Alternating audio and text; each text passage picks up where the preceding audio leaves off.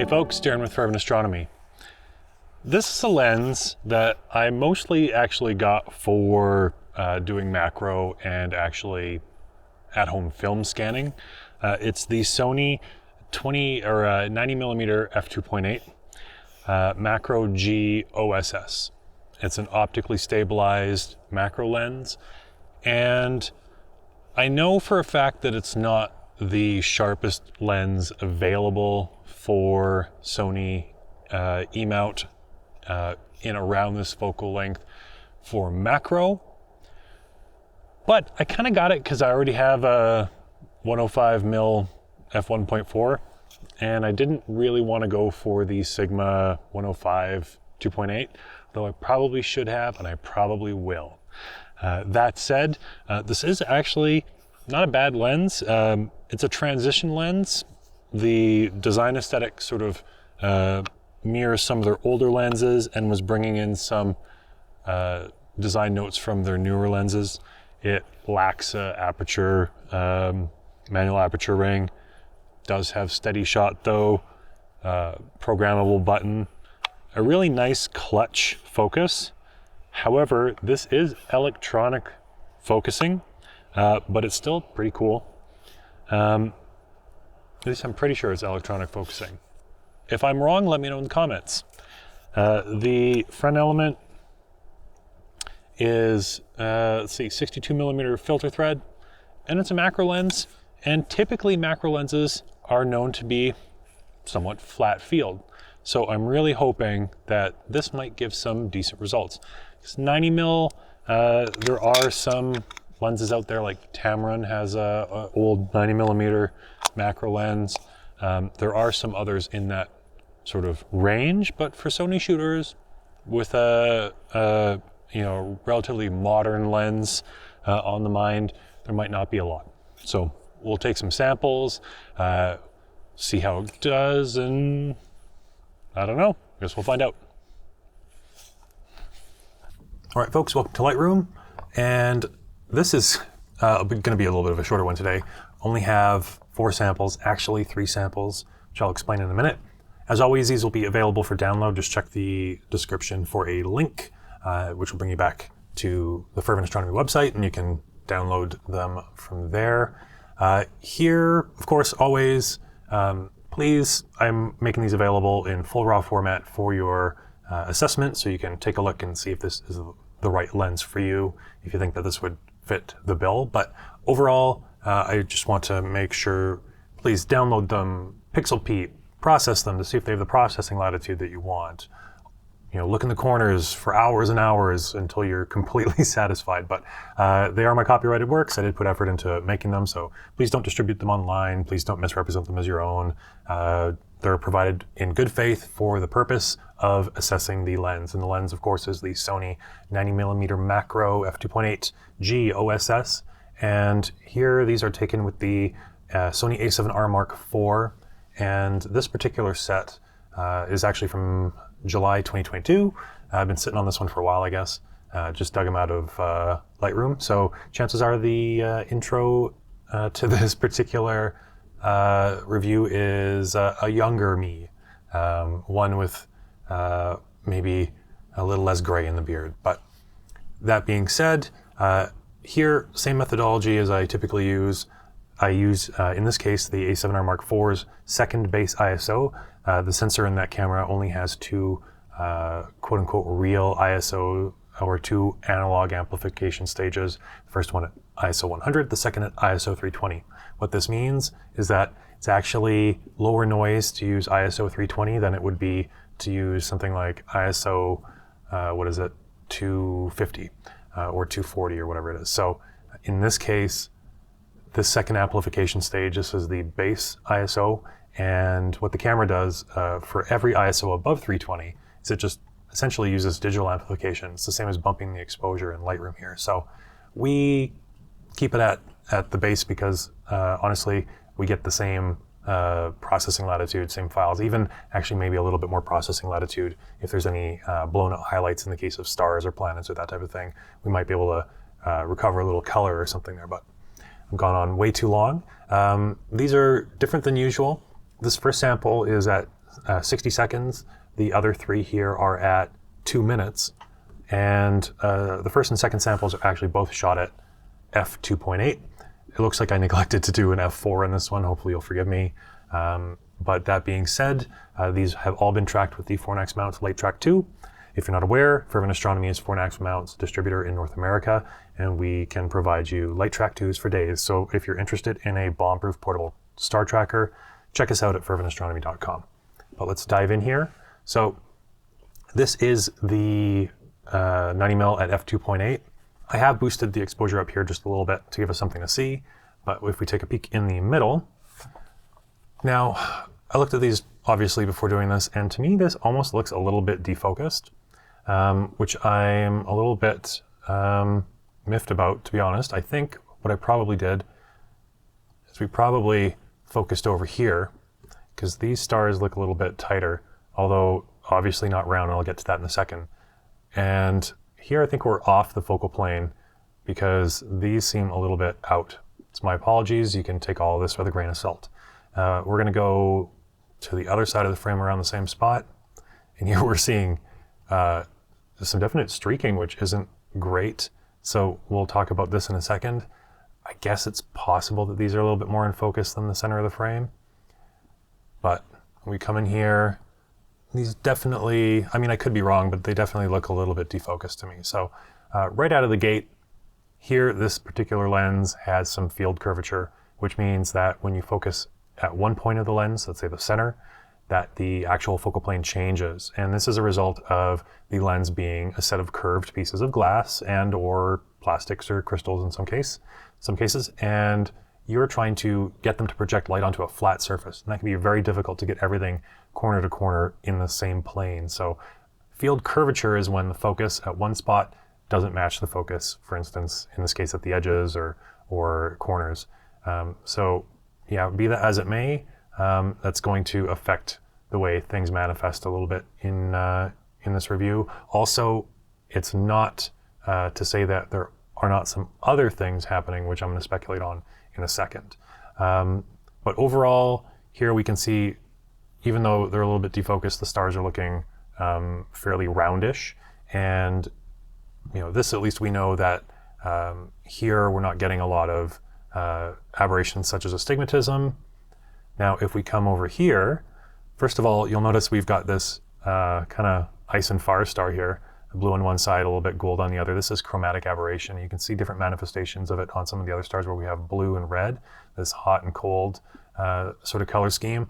And you'll notice that all is on the same side, and it's directional. It's pointing towards the center of the frame, always to the center of the frame. So this is chromatic aberration. This is either something that you don't care about, won't notice at a viewing distance like this, or can possibly correct, which we'll check in a little bit. Now, you will know that these stars aren't exactly round either, and we'll go up to the corner here, and here's pretty wild shapes over here. These are more like triangles, and this is what we call astigmatism. Some of you might be thinking to yourself, oh, this lens has bad coma. This is not a manifestation of coma. A lot of people maybe don't actually have practical experience in the difference.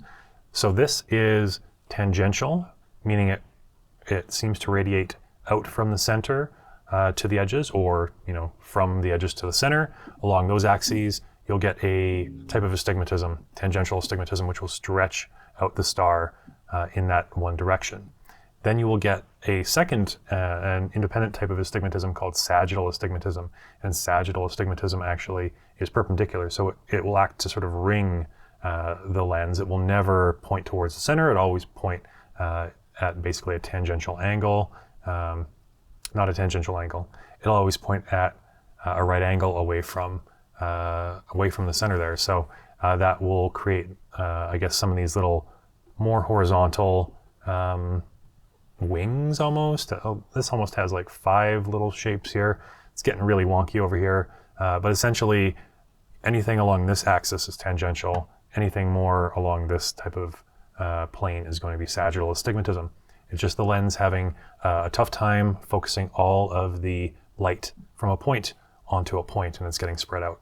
Now, as you go towards the center, this is supposedly and usually will rectify. So you'll get those elongations will kind of go away, as the lens has an easier time passing light straight through the center, right through the middle, and the stars should show up round like you're seeing here. Now if we go to this bottom corner here, we're getting some of the same shapes. And if we go over here to the right-hand bottom corner, excuse me, yeah, things are changing a little bit. So we're still getting that chromatic aberration with the cool blue on the outside and the red pointing in towards the middle of the frame. And you'll see here all these stars kind of look like they are turning into streaks, and you might go, okay, this was the tracking was bad or something like that. However, if we go over here, not so much, right? These aren't streaking out, especially not in this diagonal direction to the bottom right-hand corner. And so whenever you see this, if it looks like it's pointing towards the center of the frame, there's a good chance it's an optical aberration. If we go to the middle of the edge here it's a little more horizontal, it's pointing towards the center of the frame. Here we go to the upper right, and here everything's pointing kind of down and to the left, all these little streaks. So this is, it's astigmatism, and the severity is actually quite a bit worse on this side, I think, than this side, as far as that tangential goes. Here we are getting some of those triangles on the left-hand edge, but on the right-hand edge, they're really aggressively streaking out. This could be a number of things. It could just be basically something in the lens element that's a little bit asymmetrical, or there might be a shift. Maybe one of the lens elements is shifted and is not perfectly centered, or there could be a tilt where one of the lens elements hasn't been seated correctly or adjusted correctly, and it's higher or lower on one edge. All kinds of things can contribute to this, and each lens is going to have something like this. They're never going to be perfectly symmetrical unless they're hand assembled and each adjusted and perfectly made in that way. But for something like this, mass produced, it's pretty typical, to be honest. So yeah, that's that. If we come here kind of midway between the center and the edges, we can see we still have some of that astigmatism. Let's try over here, a little bit. Yeah, and if this lens isn't completely symmetrically rendering from edge to edge, you will get different amounts in different spots. But yeah, overall, this side's not as bad, not too bad. These are still round-ish. So bottom, pretty same. So one might chalk this up to copy variation, but even if you do, it's clear that there is some fairly prominent astigmatism happening and directionally pointing towards the center of the frame everywhere. Even though it's a little bit worse on this side, it's still something that is present.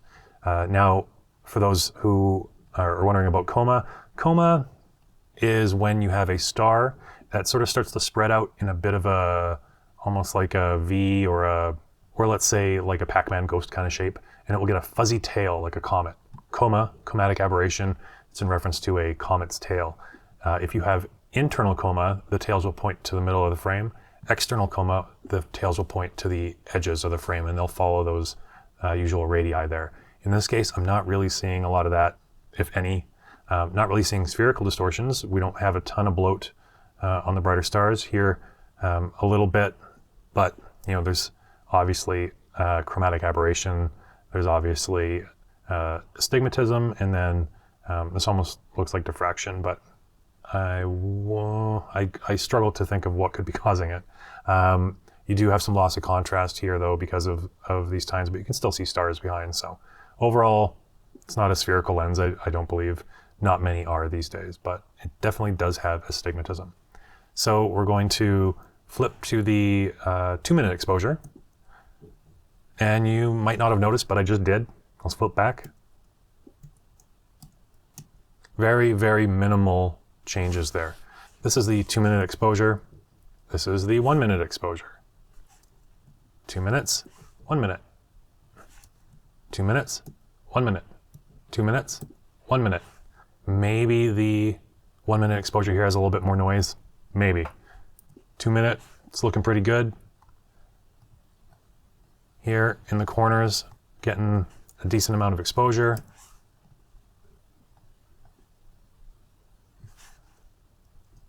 One minute, 2 minute, 1 minute, 2 minute, 1 minute, 2 minute. So less noise overall, better. Now we can, since we're here, go F3.2, F3.5. And unfortunately, like I said, I didn't do an F4, apologies, but here we can see we're getting a fair amount of darkening, 3.2, 2.8, and these are all 2-minute exposures. I'm gonna go back to 3.2, and then I'm gonna manually click here on the 1 minute 2.8. And you can see fairly similar exposure and noise values between these two. And let's take a look here at the center of the frame as we go through. So 2.8, 3.2, we can see that we've got some tines coming on the star, there's some diffraction, and this is 3.5, and we're losing a lot of light there basically. And if we go and we track, let's go to the top right-hand corner. So 2.8, 3.2, 3.5, so 3.5, 3.2, 2.8. Gonna be honest, we're not really cleaning up the astigmatism much. You can see it kind of tightens up in, left to right or bottom right to top left as we go through. That's the sagittal, but the tangential here really isn't changing, and the total star brightness I don't think is going to be affected that much. So in this case, you know what, I wouldn't bother stopping down. All right, so what have we learned? Well, usually macro lenses are pretty flat, which is to say flat field where things that are in focus in the center are in focus at the edges and what have you. That's not really the case here, which is a little bit unfortunate. We've also got an asymmetry in this particular copy, and also a fair amount of astigmatism as we go towards the corners, and it does differ in its presentation. Let's pop into the develop module really quick. We're just going to come down here. We're going to look at our corrections. So first we're going to do chromatic aberration, and we're going to see this chromatic aberration hasn't really, you can see the red up here is getting fixed a little bit, but it's not stellar, mind the pun. If we come here and we manually defringe, let's say we try and get rid of the red. Oh, it's not going to really work. Do the purple. That was fairly successful actually. And usually you want to be careful when manually defringing to make sure that things aren't going a little haywire here. The amount is set at 10, I'll crank it up. See if we get a different effect. No, you will sometimes get these weird blocks around stars if you do too much defringe. Pay attention to that, but in this case it doesn't look like it was a problem. Let's enable profile corrections. And here you'll see that there is some change in the geometry.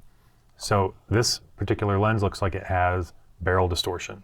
Barrel distortion, you can imagine the center is bulging out towards a viewer, and if you can imagine like a barrel sitting in front of you, as it goes around towards the edges actually are further away from you, while the center here bulges towards you. So when you enable the profile corrections, what happens is often the center of the frame will get, think of it, flattened away from you a little bit, and the edges will get transformed towards you a little bit.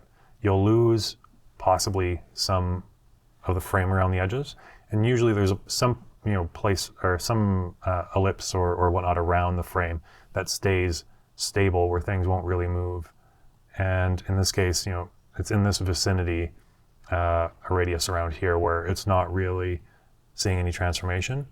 If you watch the stars, especially on the edges and corners, you'll see that we lose a few stars in the corners and a few stars on the short edges, but we're not really losing any field of view on the long edges. So overall, our 90mm lens isn't gaining too much as far as focal length there. We're losing field of view rather.